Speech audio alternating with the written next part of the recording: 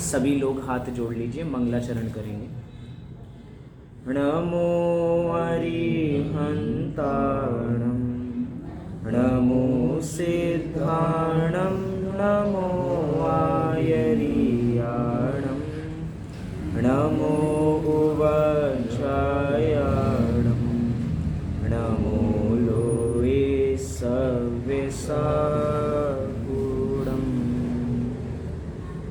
मंगलम भगवान वीरो, मंगलम गौतमो गणी, मंगलम कुंद कुंदाद्यो, जैन धर्मोस्तु मंगलम। सर्वमंगल मांगल्यम सर्वकल्याणकारकम, प्रधानं सर्वधर्माणां, जैनं जयतु शासनं, जैनं जयतु शासनं, जैनम जयतु शासनम। जैन धर्म सदा काल तक जयवंत बना रहेगा। जयवंत बना ही रहेगा क्योंकि ये सर्व प्रसिद्ध है। जैन दर्शन सर्व प्रसिद्ध कैसे है? क्योंकि जैन दर्शन किसी एक समुदाय विशेष का नाम तो है नहीं, क्योंकि वस्तु के स्वभाव का नाम जब धर्म है और उसी धर्म को हम जैन धर्म कहते हैं, और जब वस्तु का कभी अभाव नहीं हो सकता तो जैन दर्शन का तो अभाव होने की बात ही नहीं है। ठीक है, धीरे धीरे हमें माहौल में दिखता है कि धर्म कम होता जा रहा है, धर्म कम होता जा रहा है। ये जो तामझाम है ऐसे वाला हमें कम दिखाई दे रहा होगा, लेकिन वस्तु का स्वभाव तो कभी भी कम होने वाला नहीं है। चीनी का स्वभाव जैसा पहले था वैसा अभी भी है। चौथे काल में जैसे अग्नि का स्वभाव उष्ण था, आज भी वैसा है और आगे भी उष्ण ही रहने वाला है। तो जैन दर्शन तो सदा काल जयवंत ही रहेगा। कल बहुत ही सुंदर हमने ग्रंथ प्रारंभ किया है, बहुत ही मांगलिक ग्रंथ, आध्यात्मिक ग्रंथ जो हमें सीधा आत्मा से जोड़ता है। बहुत सुंदर नाम है उसका, जिसका नाम है जोग सारू अर्थात योग सार। मुनिराज योगेंदु द्वारा रचित ये ग्रंथ हमने कल प्रारंभ किया था, जिसके अंदर 108 दोहे हैं। एक तरीके से इसको दूहा भी कहा जाता है क्योंकि ये ग्रंथ अपभ्रंश की भाषा में लिखा गया है। कल भी हमने ये बात चर्चा की थी कि संस्कृत और हिंदी के बीच में जो भाषा का प्रयोग किया जाता था उसे ही अपभ्रंश भाषा हम कहते हैं, और जन सामान्य की भाषा है। तो आचार्य देव ने भी इसको जन सामान्य की भाषा में लिखा, जिससे इसकी रीच बढ़ सके, मतलब जिससे इससे सब लोग इसकी जानकारी रख सके सामान्य भाषा में। ऐसा नहीं था कि आचार्य देव को अन्य भाषाएं आती नहीं थी, आती तो अनेकों भाषाएं होंगी, उसके बावजूद भी यही भाषा को क्यों पकड़ा? क्योंकि सबकी बोलचाल की भाषा है। ऐसे ही हम आचार्य कुंद देव के पास जाएं, उन्होंने समय सार की संरचना की तो किस भाषा में की? उन्होंने प्राकृत भाषा में की। उस समय प्राकृत भाषा कोई अभी के समय में तो हमें लगती है बड़ी मुश्किल भाषा होगी, लेकिन बोलचाल की भाषा वो प्राकृत भाषा है। जैसे वर्तमान में बोलचाल की भाषा हिंदी, उस समय में प्राकृत, तो बोलचाल की भाषा में आत्मा को समझाने की कोशिश की गई है और वास्तव में सफल भी हुए हैं। उन्होंने अपना तो कल्याण किया ही किया और अनेकों जीवों ने इसको पढ़ के अपने आप को पहचान के अपना कल्याण किया है। कल हमने इसका मांगलिक शुरुआत की थी, कल हमने मंगलाचरण देखा था। एक बार दोबारा से, क्योंकि ज़्यादा हम आगे नहीं गए हैं, मात्र हमने 3 छंद देखे हैं, मात्र इसका हिंदी पद्यानुवाद पढ़ के हम आगे बढ़ेंगे और क्या कहा है उसको हम देखेंगे। सबसे पहले, सब कर्म मल का नाश कर, हर प्राप्त कर निज आत्मा, जो लीन निर्मल ज्ञान में नम कर निकल परमात्मा। सबसे पहले छंद में सिद्ध भगवान को याद किया जो सभी कर्मों से रहित हैं और सभी कर्मों को उपमा दी, मल की उपमा की, मल के समान है। और कौन हो गए हैं? निज आत्मा, अर्थात हमें निज आत्मा के द्वारा ही ये अवस्था को प्राप्त कर सकते हैं, प्राप्त कर निज आत्मा। साथ ही साथ जो लीन निर्मल ध्यान में नम कर निकल परमात्मा, जो अपने ध्यान में लीन हो गए वही निकल परमात्मा बने हैं। ध्यान के ऊपर एक बहुत जगत प्रसिद्ध भजन भी है जो हम अक्सर गाते हैं कि अगर हमें सिद्ध बनना है तो किस मार्ग से होके गुजरना पड़ेगा? ध्यान के मार्ग से होके गुजरना पड़ेगा। जैसे कहते हैं ना, वो भजन की पंक्तियाँ क्या हैं, अपने में समा जाने का नाम ध्यान है, सिद्धों के गुणगान करने का नाम ध्यान है। ये सारी जितने भी भजन की पंक्तियाँ ये यही तो बताती हैं कि सिद्ध बनना है तो कैसे बना जाएगा, ध्यान के मार्ग से होके गुजर के बनना चाहिए। और साथ ही साथ में वो निकल परमात्मा है, ये भी यहाँ पे संकेत किया है। साथ ही साथ हमने दूसरी गाथा भी देखी, दूसरा दोहा भी देखा, जिसके अंदर अरहंत भगवान को याद किया गया। क्या कहा, सब नाश कर घन घाति अरि अरिहंत पद को पा लिया, कर नमन उन जिन देव को यह काव्य पथ अपना लिया। अरिहंत परमेष्टि की बात कर रहे हैं तो पहले ही स्पष्ट कर दिया कौन से कर्मों का नाश किया, घाती कर्मों का नाश किया। तो सारे ही घाती कर्मों का नाश कर दिया, अरिहंत पद को उन्होंने पा लिया। कर नमन उन जिन देव को यह काव्य पथ अपना लिया, और जिन्होंने उनको नमन किया है, वास्तव में जो सच्ची दृष्टि से उनको नमन करता है तो उनका मार्ग अपना लेता है। कहा ना, ये काव्य पथ अपना लिया। हमें यहाँ पे काव्य नहीं अपनाना, काव्य के माध्यम से जो पथ दर्शाया जा रहा है उस पथ को अपनाना है। और यही हम करते हैं कि जिन दर्शन से हम निज दर्शन की ओर आगे बढ़ते हैं। साथ ही साथ में हमने अगला छंद भी देखा था, तीसरा छंद, तीसरा दोहा। एक तरीके से आचार्य देव ने इस दोहे के अंदर ग्रंथ की प्रतिज्ञा की कि इस ग्रंथ के अंदर मैं आपको क्या बताने जा रहा हूँ और किसके लिए बताने जा रहा हूँ, ये भी बहुत इंपॉर्टेंट है। तो इसी के अंदर उन्होंने बताया तीसरे छंद में। क्या कहा है मोक्ष की अभिलाष हर भयभीत है संसार से, है समर्पित यह देश ना उन भव्य जीवों के लिए। उन भव्य जीवों के लिए देश ना समर्पित है जो किसकी अभिलाषा रखते हैं, जो मोक्ष की तो अभिलाषा रखते हैं, और किससे भयभीत हैं, जो संसार से भयभीत हैं। अभी गुरुदेव श्री का प्रवचन चल रहा था, बहुत बढ़िया पंक्ति आई, एक ही, ज़्यादा देर तो सुन नहीं पाए, लेकिन संसार क्या है उन्होंने अंत में बताया। संसार की परिभाषा, संसार क्या, हमने भी कल चर्चा की थी। उन्होंने कहा संसार वो जिसमें पुण्य पाप फलता हो। कितनी सुंदर परिभाषा दी। संसार उसका नाम है जिसमें पुण्य पाप फलता हो, उसी का नाम संसार है। एक तरीके से संसार में संसरण करना, वही पुण्य पाप का फलना है। उसी को आगे एक और शब्द दिया, शुभाशुभ भाव होना, उसी का नाम संसार है। तो ये तो संसार की बात है, लेकिन जिसको सच्चे मोक्ष की अभिलाषा होगी उसको संसार से भय होगा। संसार से भय, वो 7 प्रकार के भय, एक तरीके से वैसे वाला नहीं, वो तो अज्ञानियों को हो रहा है। हमें तो एक तरीके से ज्ञानी बनना है कि भैया चारों गतियों में घूम के आ चुके, अब देखने लायक कोई वस्तु नहीं है, अब संसार से छूटना है। चारों ही गतियों में हमने देख लिया, दुख ही दुख भरा है। मनुष्य गति वर्तमान में देख रहे हैं, त्रियंज गति बाहर में दिखाई दे रही है, और देव गति और नरक गति हम शास्त्रों के माध्यम से देख रहे हैं। एक तरीके से हमारे पास आगम चक्षु साहू, हमारे पास आगम रूपी चक्षु हैं। मुनिराजों के पास तो होते ही हैं, सबके पास है, और हमारे पास ऐसे आगम रूपी चक्षु हैं। इसी आगम के कारण हम भी देख पाते हैं कि नरक गति में कितने दुख हैं और देव गति में भी कितने दुख हैं। दूर से तो अच्छा लगता है कि देव गति में सुख होगा, लेकिन भैया दूर के ढोल सुहावने ही लगते हैं, लेकिन पास जाके देखो तो ठीक नहीं है वो, बिल्कुल भी अच्छे लग रहे हैं दूर से, लेकिन उसमें आनंद नहीं है। इस प्रकार हमने कल 3 दोहों के माध्यम से अपनी चर्चा की थी। आइए आज चौथा दोहा हम यहाँ पे प्रारंभ करते हैं। इसका पाठ करेंगे धीरे धीरे, क्योंकि अब अपने पास अभ्रंश का ये छंद भी है, इसको भी देखेंगे और फिर हरि गीत इसका पढ़ेंगे। दोहा नंबर 4। कालु अणाई अणाई जियो भवसाय रुचि अनंतु, मिच्छा दंसण मोहियौ न विसुह दुख जिपतु। अनंत है संसार सागर, जीव काल अनादि है, पर सुख नहीं बस दुख पाया, मोहे मोहित जीव ने। कितनी बढ़िया बात यहाँ पे कह रहे हैं। 3 चीज़ों को यहाँ पे दिखाया जा रहा है।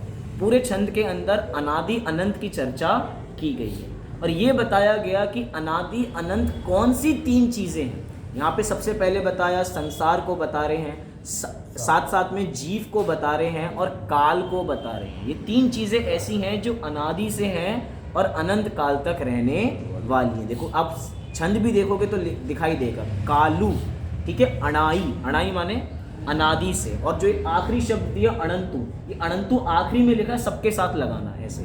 तो कालू अणाई अनंतु, साथ में जीव अणाई, जीव अर्थात जीव, जीव अनादि से अनंतु, साथ साथ में भव, भव के बारे में, भव रूपी सागर कैसा है, अणाई अनंतु, ये भी अनादि से है, मतलब अनादि से है और अनंत काल तक रहता है। साथ में कह रहे हैं नीचे मिथ्या दंसन मोहियऊ, कि जो मिथ्या दर्शन से मोहित जीव हैं, णवी सुख, नवी माने नहीं, सुह मतलब सुख, सुख को नहीं पाते हैं, किसको पाते हैं, दुख जिपत्तु, कि दुख को ही पाते हैं। सच्ची बात है, बिल्कुल सरल बात है, बिल्कुल आसानी से समझ में आ रही है, बस आसानी से समझ में ही आ रही है, उतर आसानी से ये बात नहीं रही है।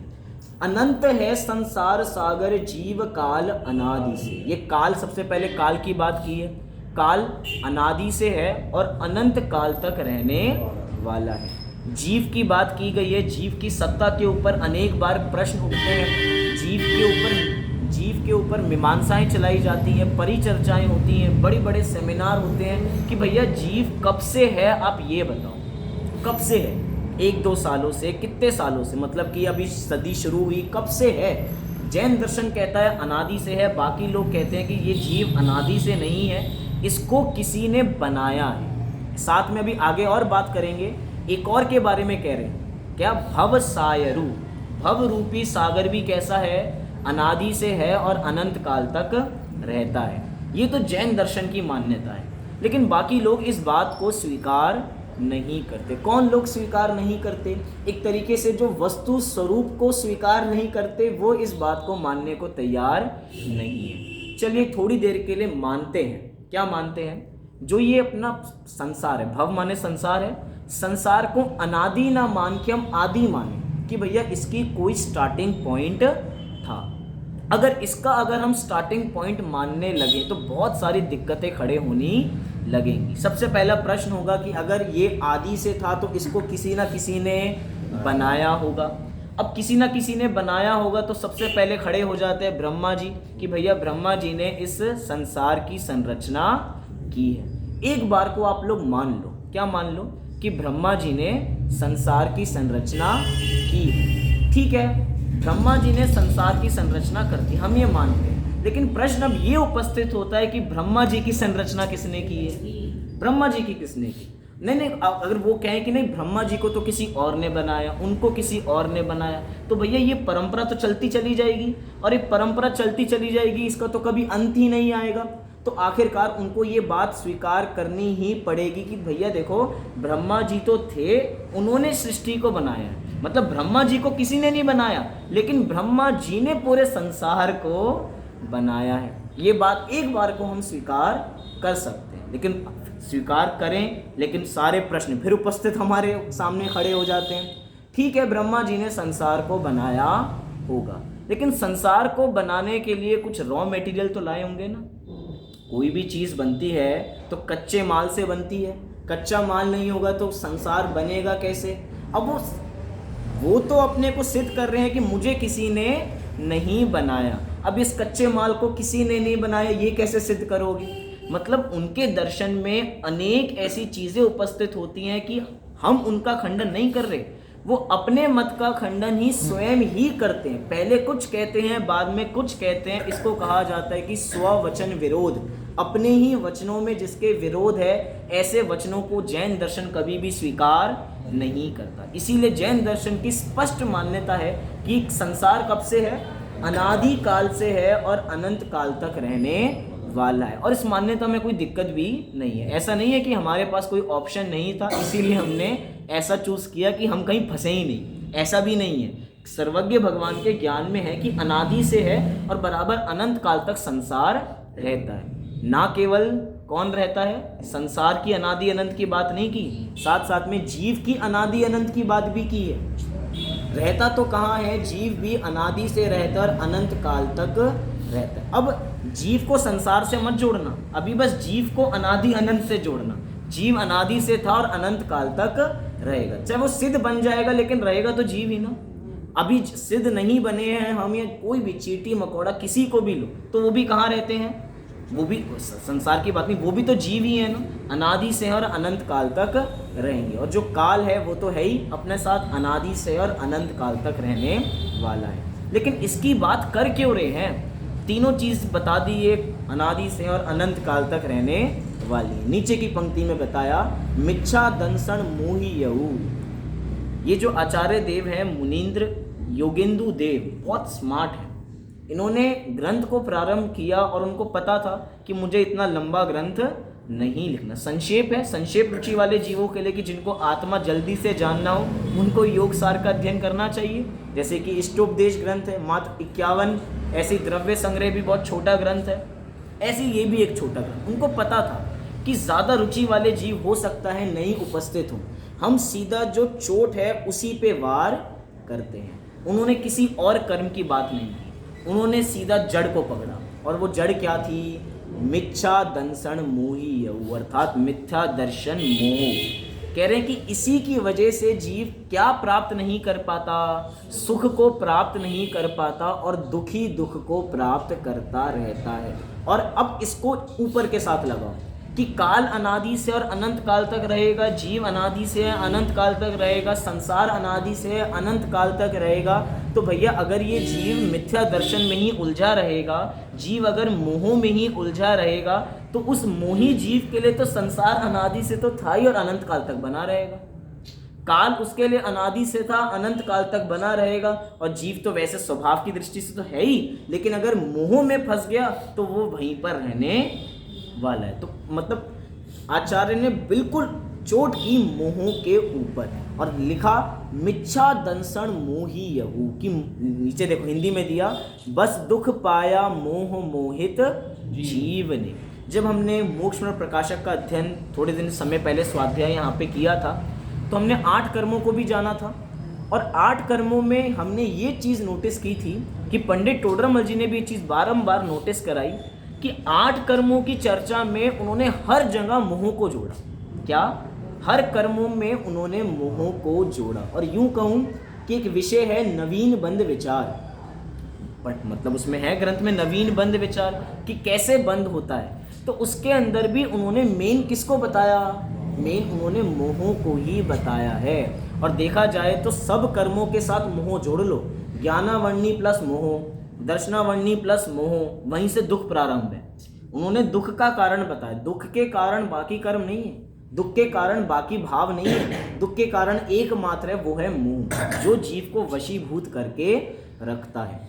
साथ साथ में लिखा नवी सु, आज तक कभी भी सुख पाया नहीं है। अब इस सुख को भी ऐसे लगाओ, अनादि से अनंत काल तक आज तक तो पाया नहीं है, और अगर मोह में ही उलझे रहेंगे तो अनंत काल तक पाने भी नहीं वाले हैं। वो एक तरीके से बातें तो बहुत सारी निकलती है ना, कैसे भी कान पकड़ो उधर से सारी बातें हम निकाल सकते हैं। कितनी बातें एक ही गाथा, एक ही दोहे के अंदर यहाँ पे हमें बताई जा रही हैं। देखो क्या लिखा नीचे, इसका अर्थ पढ़ते हैं। काल अनादि अनंत है, जीव अनादि अनंत है, और यह संसार सागर भी अनादि अनंत है। यहाँ मिथ्या दर्शन से मोहित जीव ने कभी भी सुख नहीं प्राप्त किया, अपितु दुख ही प्राप्त किया। दुख ही माने एवकार का प्रयोग कर रहे हैं, ही मतलब कि दुख सुख की तो कणिका मात्र भी जागृत नहीं हुई है। लेकिन हम तो सुखी महसूस कर रहे हैं ना, सबको सुख लग रहा है, नहीं लग रहा, नहीं लग रहा सुख। हम तो अपने घर में बड़े अच्छी तरह रहते हैं, हमारा परिवार भी बहुत बढ़िया है, कोई लड़ाई झगड़े नहीं होते हैं, मस्त रहते हैं बिल्कुल। संसार में हमें बिल्कुल आनंद आता है, ऐसे ही बात है ना, हमें तो संसार में आनंद आ रहा है। अब आचार्य देव अगले दोहे के अंदर वही बात करेंगे, फिर से संसार का भय दिखाएंगे कि भैया संसार से डरो, संसार के जंजाल से मतलब कि लगना चाहिए कि ये दुख है तो ही इसको छोड़ने का उपाय करेंगे। दिक्कत यही है ना, जब तक संसार में दुख लगता नहीं है तब तक छोड़ने का उद्यम नहीं करते, उसका उपाय नहीं करते, और जिसने कर लिया वो उपाय किए बिना रहता नहीं है। एक तरीके से आज एक वीडियो देख रहा था, बहुत बढ़िया, उसके अंदर एक पॉइंट आया, उधर किसी और बात में था, हम किसी और बात में घटाते हैं, उधर उसमें कहा कि जो सक्सेस होती है ना, सक्सेस, सफलता हमारे लिए ऑप्शन नहीं होना चाहिए। जो सफलता है वो हमारे लिए मजबूरी होना चाहिए। जिस समय हमारे लिए सफलता मजबूरी बन जाएगी, हम उसको करेंगे ही करेंगे। ऐसे ही समझना, जिस समय हमारे लिए मोक्ष ऑप्शन नहीं रहेगा, मजबूरी बन जाएगा कि भैया अब तो हमें मोक्ष जाना ही है, तो अब हमारे पास सारे पीछे के गेट बंद हैं, अब तो एक ही गेट है, वो है मोक्ष। अब तो मोक्ष में जाना ही है। लेकिन अभी हमारे पास बहुत सारे गेट नजर आते हैं। हमारे पास एक मनुष्य गति का गेट दिखाई दे रहा है, एक त्रियंश का दिखाई दे रहा है, एक देव का, एक नारकी का दिखाई दे रहा है। ठीक है, एक कोने में जाके एक ऊपर होगा कोई मोक्ष, वो भी दिखाई दे रहा है, लेकिन चारों में ही घूमते रहते हैं, उधर दृष्टि देते नहीं है। तो मोक्ष के ऊपर भी हम इस बात को लगा सकते हैं। देखो नीचे क्या कह रहे हैं अगले दोहे के अंदर, जय बियऊ चऊ गई गमन तो पर भाव चयी, अप्पा झायई निर्मलऊ जिम शिव सुख लहे। बहभीत है यदि चतुर गति से, त्याग दे पर भाव को, परमात्मा का ध्यान कर तो परम सुख को प्राप्त हो। कितनी सरस पंक्ति है नीचे की, परमात्मा का ध्यान कर तो परम सुख को प्राप्त। इधर किस परमात्मा की बात चल रही है? किस परमात्मा की बात चल रही है? क्योंकि दो तरह से हम परमात्मा का अर्थ देख सकते हैं। अभी मैंने संकेत भी दे दिया यहाँ पे अलग अलग करके। एक तो वो परमात्मा जो हमारे सामने विराजमान है। अगर ऐसा अर्थ करें कि परमात्मा का ध्यान करके हमें परम सुख की प्राप्ति होती है, तो ये बात भी सत्यार्थ बात है। सत्यार्थ तो अपनी जगह है ही कि उनका ध्यान किए बिना, उनके गुणों को जाने बिना हम अपने गुणों का मिलान कैसे करेंगे? हमें अपना परिचय ही नहीं होगा। हम जितनी अभी चर्चा कर रहे हैं, अगर ये बातें उनकी दिव्य ध्वनि में नहीं आई होती तो उसके बिना हमारा कल्याण नहीं होता। तो एक तो वो परमात्मा, मतलब एक तरीके से इसको भेद करें, ये तो हुए कार्य परमात्मा। दो तरह के भगवान है ना, एक कार्य परमात्मा और एक कारण परमात्मा। तो जो इधर बैठे हैं वो तो हैं कार्य परमात्मा, लेकिन ये कार्य हुआ कैसे है? इसके पीछे कोई ना कोई कारण तो होगा, क्योंकि अपने पास तो एक कारण कार्य मीमांसा है कि कोई भी कार्य होता है तो उसके पीछे कोई ना कोई कारण तो होता है। तो ये कार्य हुआ, तो इसके पीछे का कारण क्या है? संधि विच्छेद करो, परम प्लस आत्मा, अर्थात अपनी आत्मा। हम भी तो परमात्मा है, स्वभाव से परमात्मा है, हमारी आत्मा भी तो परम है। स्वभाव की अपेक्षा छोड़ें, हम भी तो परम आत्मा है, हमारी आत्मा भी शुद्ध है, हमारी आत्मा भी बिल्कुल निर्मल है, मलिन नहीं है स्वभाव की दृष्टि से। तो उस आत्मा का ध्यान करके भी हमें परम सुख की प्राप्ति होती है, ऐसा हमें यहाँ पे समझना चाहिए। और ऊपर कह रहे हैं, भयभीत है यदि चतुर गति से, त्याग दे पर भाव को। ऊपर भी कहा देखो, जय व्यहू चौ गई गमन। जय अर्थात यदि, यदि बियहू अर्थात भयभीत है। किससे भयभीत है? चौ गई गमन, चार गतियों में भ्रमण गमन करके अगर तू भयभीत है तो परभाव चाहिए, तो परभाव को छोड़ दे, परभाव को त्याग कर दे। समय सार की भाषा में कहा जाए तो शुरू में किया, दूसरी में स्व समय पर समय को छोड़ो, स्व समय में स्थित हो जाओ, और इसी का नाम समय सार है। यहाँ पे कह रहे हैं तो परभाव चाहिए। अब इस पर भाव के अंदर सब समझना, मात्र भावों को मत देखना। पर भाव के अंदर पर भावों से संबंधित जितने पदार्थ हैं उनको समझना, उन पदार्थ से बाकी जितने पदार्थ संबंधित हैं उनको समझना। सारी चीज़ें इस पर भाव के अंदर आ जाती हैं। एक तरीके से ये है कि सबसे बड़ी चीज़ को पकड़ लिया, अब उसके अंदर जितनी चीज़ें आती हैं वो तो सारी चीज़ें सम्मिलित हो ही जाएंगी। लेकिन क्यों छोड़ने के लिए कह रहे हैं? मतलब यहाँ पे पहली पंक्ति में दो काम बता रहे हैं। क्या दो काम? पहले तो हमें संसार से भयभीत होना है, मतलब क्या? चतुर गति में भय लगना चाहिए। और दूसरा क्या कह रहे हैं? पर भाव को त्याग दे, पर भाव को हमें छोड़ना है। ये दो चीज़ें हमें लग रही हैं, ये दो चीज़ें हैं नहीं, दो चीज़ें नहीं है, ये हैं एक ही। एक को एक को अस्ति से कहा जा रहा है, एक को नास्ति से कहा जा रहा है। यूं कहूँ कि हमें आत्मा में लगना है तो ऑटोमेटिक पर भाव छूट गए, और यूं कहें कि हमें पर भाव को छोड़ना है तो ऑटोमेटिक हम कहाँ लग गए?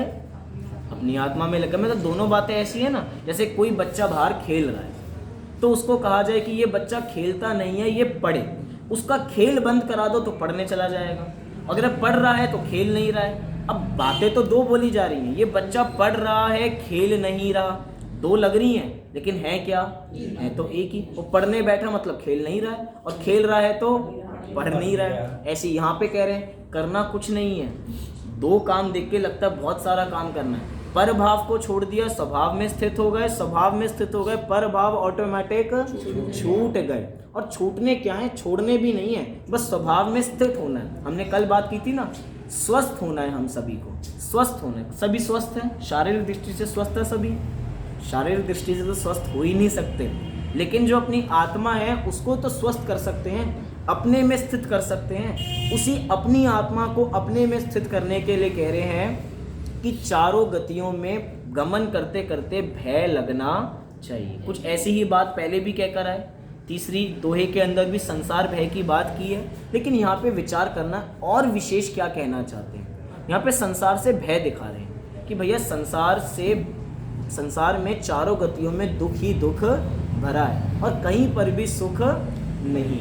मैं थोड़ा सा आपको अगर त्रियंच गति के दुख दिखाना चाहूँ, मतलब हम छेडाला की बात नहीं करें, बहुत एक उदाहरण लेके एक बात करेंगे कि संसार से भय क्या होता है, कि हमें संसार से किस प्रकार का भय लगना चाहिए। जैसे कि एक बार एक किसान है, किसान का एक बार जो उसका पास बैल था वो उसका बैल भाग गया।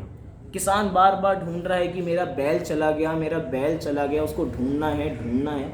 तो घूमते घूमते वो किसान एक लोहार के पास पहुंचता है। कहाँ पहुंचता है? लोहार के पास पहुंचता है। और क्या पूछता है कि भैया मेरा बैल कहाँ है, मेरा बैल कहाँ है। सामने से जवाब देता है कि भैया मेरे पास बैल क्या काम करेगा, मेरे पास कोई तुम्हारा बैल नहीं है। वो कह रहा नहीं, मैं तुम्हारे पास आया था बचपन में इस जब ये बच्चा था बैल, इस बच्चे बैल को, बाल बैल को मैं तुम्हारे पास लेकर आया था कि इसमें अब और थोड़ा पहले पास्ट में चलो। 3 चीज़ें होती हैं, एक होती है सांड, एक होती है अपनी गाय, और जो बच्चा होता है उसको क्या कहा जाता है? वो हो गया बछड़ा। अब वो बड़ा जैसे होता है वो उसको बैल बनाना है तो उसके लिए जो उसका लिंग होता है उसका छेदन कराना पड़ता है। अब उसके छेदन करने में बहुत दर्द होता है, एक तरीके से उसको पुरुष से नपुंसक बनाया जाता है लोहार के पास जाके, उसकी एक पूरी प्रोसेस होती है। उसको भयंकर पीड़ा उस समय होती है, छोटा सा बालक ही तो है, बचपन में ही चारों पैर उसको पकड़ लिए गए और उसके लिंग का छेदन कर दिया गया और उसे नपुंसक बना दिया कि भैया अभी हमारे खेतों में काम आएगा, ये कई विषयों में नहीं दौड़ेगा। तो इसीलिए मैं आपके पास आया हूँ। किसान बोला इसीलिए मैं बचपन में आया था ना, हो सकता है तुम्हारे पास आया हो। तो जो लोहार है उसने सामने से जवाब दिया कि भैया ये पूरे संसार में घूम ले लेकिन कभी भी मेरे पास नहीं आएगा, क्योंकि जिसको मैंने इतना दुख दिया हो वो मेरे पास कभी नहीं आएगा। ऐसी समझना, जिसको संसार में बहुत दुख लगा हो वो संसार में कभी भी नहीं आएगा। मतलब एक तरीके से सेंस ऑफ अर्जेंसी ऐसी होनी चाहिए कि बस अर्जेंट है। हम कुछ काम होता है ना बिल्कुल अर्जेंट कराते हैं कि भैया ये हमें अर्जेंट कोरियर कराना है, ये अर्जेंट हमें ये बात दूसरे तक पहुंचानी। कितना अर्जेंट है, हर काम छोड़ के वो काम करेंगे। जिनवाणी के स्वाध्याय के लिए भी कहा जाता है कि 1000 काम छोड़ के भी हमें जिनवाणी का स्वाध्याय करना चाहिए। ऐसी सब चीज़ों पे समझना, षट आवश्यकों का पालन हमें 1000 काम छोड़ के, लाख काम छोड़ के भी हमें मतलब देव दर्शन करने चाहिए। क्यों? क्योंकि ये सबसे ज़्यादा ज़रूरी है। लाखों का नुकसान हो रहा होने दो, लेकिन कहाँ आना, देव दर्शन को कभी मत छोड़ना। ऐसी अर्जेंसी है ना ये, जिसको अर्जेंसी होगी वो तो इस दृष्टि में, इस दिशा के अंदर पुरुषार्थ करेगा, और जो ऐसा पुरुषार्थ नहीं कर रहा समझना उसको संसार से भय नहीं है। सब अपने अपने को देखना कि हमें संसार से इतना भय लगता है कि अब हम उस दिशा में कभी नहीं जाएंगे। अब वो बैल कभी भी उस दिशा में जाने वाला नहीं, क्योंकि उसको पता है हमें वहाँ पे दुख मिलने वाला है। अगर हमें पता लग जाए कि संसार में इतना भय है, संसार में बहुत दुख है, हमें संसार में नहीं रहना, तो कभी भी संसार की ओर वापसी आएंगे नहीं और सीधा पुरुषार्थ करेंगे अंतरात्मा बनने की, अंतरात्मा से परमात्मा बनने की। ये सारी आगे की बातें हैं। आज हमारा विषय यहीं तक चलेगा, इसी को और समझेंगे जितना भी समझेंगे, क्योंकि आगे की जितनी भी 3 श्लोक 4 श्लोक आएंगे वो बहिरात्मा, अंतरात्मा, परमात्मा को समझाएंगे। वो एक विषय बिल्कुल अलग हो जाएगा। लेकिन समझना, भयभीत है यदि चतुर गति से, ये तो एक गति की बात की मैंने, त्रियंज गति का एक उदाहरण लिया है। ऐसे कितने दुख हैं। अभी हम किसी रास्ते से जा रहे थे तो देखा कि एक कुत्ता है, आगे से देखा, लेकिन पीछे से देखा कि उसके दोनों पैर नहीं है, दोनों ही पैर नहीं है। वो ऐसे, मुझे लगा ऐसे बैठा होगा, लेकिन ऐसे बैठे नहीं, उसके दोनों पैर नहीं है। और थोड़े दिन पहले एक और देखा जिसका एक पैर नहीं है, बेचारा ऐसे लंगड़ाते लंगड़ाते बराबर जा रहा है। जब हमें लगेगा कि अगर हमने कुछ ऐसा कार्य किया, अगर ऐसी गति हमें मिल गई, हमारा ऐसे नाम कर्म का उदय हुआ, या ऐसा कोई असाता वेदनीय कर्म का उदय हुआ जिसको हम उस समय में विचार भी नहीं कर पाएंगे, क्योंकि अगर चारों गतियों में से अधिकतम विचार करने की कोई श्रेणी है तो मनुष्य गति में है। अधिक से अधिक विचार हम इस मनुष्य गति में कर सकते हैं। सम्यक दर्शन की प्राप्ति, हम संयम की प्राप्ति इसी में हो सकती है, बाकी गतियों में संयम की प्राप्ति नहीं हो सकती। श्रेष्ठ, चारों गतियाँ श्रेष्ठ नहीं है, लेकिन चारों में से कोई एक पूछी जाए कल्याण करने के लिए तो मनुष्य गति सर्वश्रेष्ठ है, और जो अभी हमें वर्तमान में मिली हुई है, प्राप्त है। और साथ साथ में सारे संयोग साथ में मिले हुए हैं जो मिलने चाहिए। मिलने चाहिए से मतलब ये नहीं कि जिसको नहीं मिले वो जोड़ना शुरू कर दे, कि संयोग अपने हमारे हाथ में आधारित नहीं है, लेकिन बाय डिफॉल्ट हमें सारे संयोग मिल रहे हैं। और सारे संयोग मिलने के बावजूद भी ये जीव कल्याण ना करे तो समझना कि खोट बाहर में नहीं है, खोट इसके स्वाध्याय में नहीं है, इसके मंदिर जाने में नहीं है, इसके पुरुषार्थ में है। ये पुरुषार्थ करना चाहता नहीं है। एक बच्चा बार बार बोलता है कि मुझे फर्स्ट आना है, मुझे फर्स्ट आना है, और बाहर खेलने चला जाता है। बोलो वचनों से क्या बोल रहा है? मुझे फर्स्ट आना है। तो बोलो वो फर्स्ट आएगा? बोल तो रहा है। ऐसे ही हम लोग बोल रहे हैं, बोलो किस किस को मोक्ष जाना है? बोलो तो सबको मोक्ष जाना है। बोलो उस बालक की तरह हम भी हो गए, हमें भी मोक्ष जाना है। और हम क्या कर रहे हैं? जैसे वो बाहर खेलने में लगा हुआ है, वो विषयों में लगा हुआ है, वो मस्ती करने में लगा हुआ है, हम भी यही मुंह से एक तरीके से वाचाल हैं। वाचाल, वाचाल कौन होते हैं? जो आता है उसको बस बोलना नहीं चाहिए शब्द। एक होता है वक्ता और एक होता है बक्ता। वो बकता ही रहता है, बोलता ही रहता है, बोलता ही रहता है। हमें जाना है, हमें भैया जाना है, ठीक है। तुम काम क्या कर रहे हो? बस काम वैसा नहीं कर रहे, बस मोक्ष तो हमें जाना है। शुरू में कहा था ना, है मोक्ष की अभिलाष, मुमुक्षु। मुमुक्षु तो हम हैं, लेकिन वास्तव में मोक्ष की इच्छा एक बार है भी।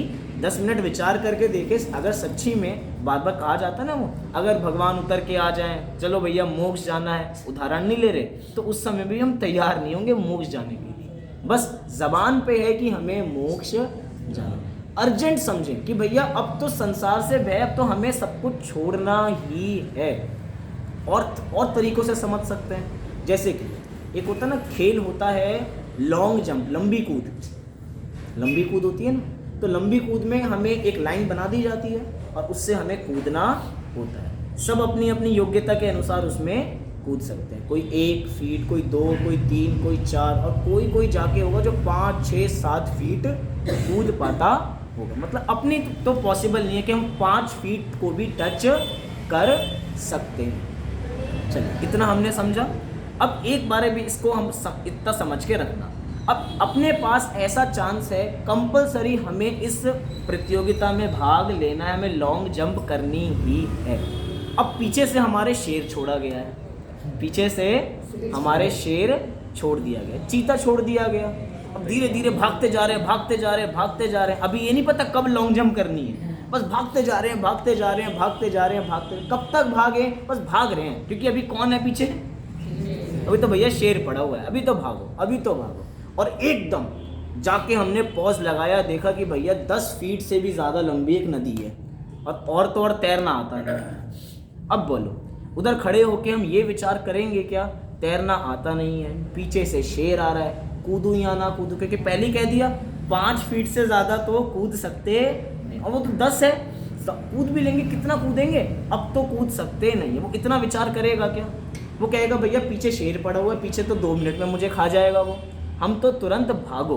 वो एकदम पीछे जाएगा। कहते हैं ना, शेर अगर 1 कदम पीछे जाता है तो लंबी छलांग, लंबी कूद लेने के लिए जाता है। थोड़ा सा पीछे जाएंगे और उस समय अभी तो पता है कि 5 फीट भी नहीं कूद सकते, लेकिन उस समय ऐसा दम का प्रयोग करेंगे कि पूरी नदी पार कर देंगे। ऐसा होता है जब अर्जेंसी होती है ना, सर पे लोड आता है कि अब तो करना है, अब तो करना है, तो सारे काम हो जाते हैं। ऐसा समझना कि अगर मोक्ष को प्राप्त करना है तो अर्जेंसी है, अभी प्राप्त करना है, किसी तरह अभी, बस इसी समय अपनी आत्मा का कल्याण करना है, तो ये कार्य होगा, नहीं तो नहीं होगा। बहुत बढ़िया वाक्य था ना कि हर एक मंत्र है, मंत्र कोई भी काम को सफल बनाने के लिए, उस मंत्र का नाम है तुरंत। मंत्र का नाम क्या है? तुरंत। ये तुरंत मंत्र क्या है? हर काम के आगे आप तुरंत लगाओ। ये काम करना है तो कब करना है? तुरंत करना है। ये नहीं शाम को करना, ये नहीं अगले दिन करना।